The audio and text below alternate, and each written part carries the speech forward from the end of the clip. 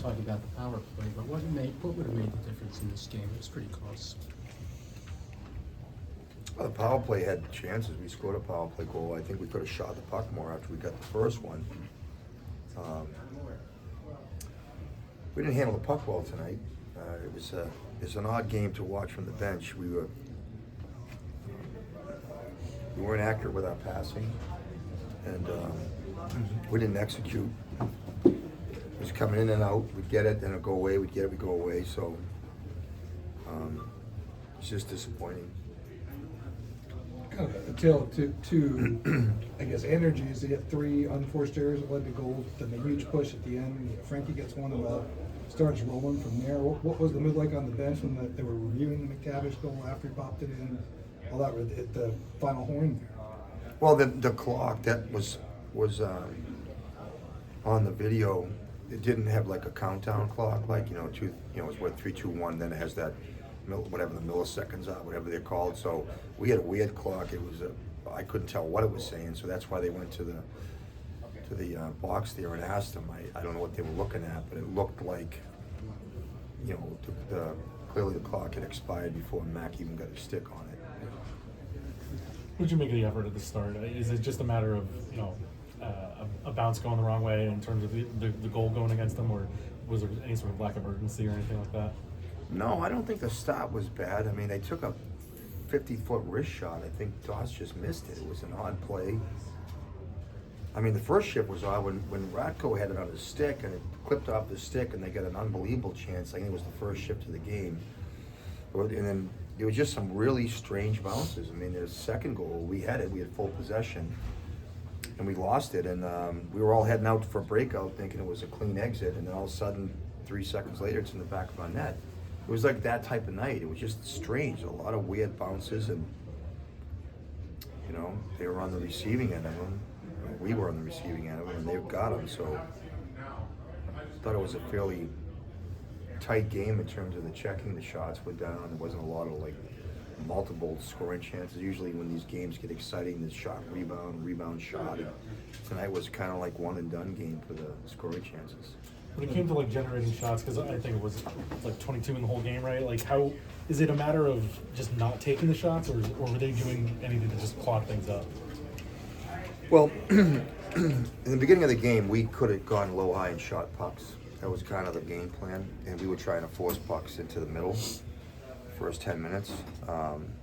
They're a shot volume team, they'll get it. And they're a really good team at protecting pucks and cycling pucks, and they have some zone time, so we're aware of that. I thought we did a good job, trying to pack the front of our net, and they're really good at that. Their expected goals is really good. I think they got a veteran D there that has a lot of stability. And when you have that, when you see that, guys get discouraged from shooting because they see a bunch of bodies in there. So you can try and encourage guys to shoot off the side of the net, maybe pick them off the end. Well, if you saw it towards the end, we kept using the back of the net. That's where a lot of our chances came from. So. Credit to them. Speaking of veteran D, obviously you guys already saw Cam in St. Louis and had a meet and greet there, but more festivities for him, the video tribute. Just your thoughts on his first game back here in another uniform.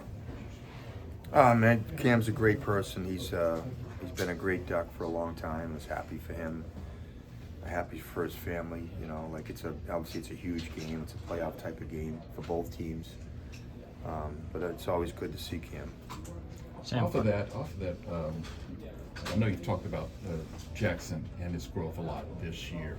In some ways, has he kind of taken the baton from Cam, and how did you and Brent kind of go about, giving him the green light that you've had this year in terms of making plays and what he can bring?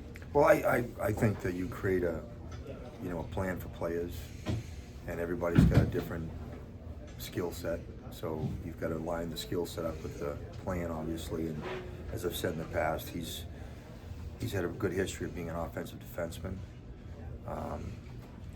We were waiting for that to happen last year. We kind of studied his way through the season. And I said before, Jackson's kind of a quiet kid. He's kind of measured.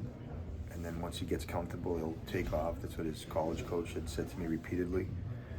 And Bobby Motzkow, his coach, was correct. You know, he came in this year, it was like a sophomore year of college, and he's just taken off. And as you see it, he's extremely poised with the puck. He's a one-man breakout machine. He's very skilled at the offensive blue line. He defends really well. I mean, he could arguably be our best player. Earlier, Pat was enthusiastic about Zellweger becoming a regular, more of a regular now. What do you think of his game tonight? I thought he was great. You know, Zell, he's up and down the ice. He's fearless. I mean, he just adds a dimension of pace and speed. You know, when he gets the puck, his head's up. He's looking for opportunities to generate offense. You know, the challenge with young kids is to have the balance of when to dump it in and when to carry it in.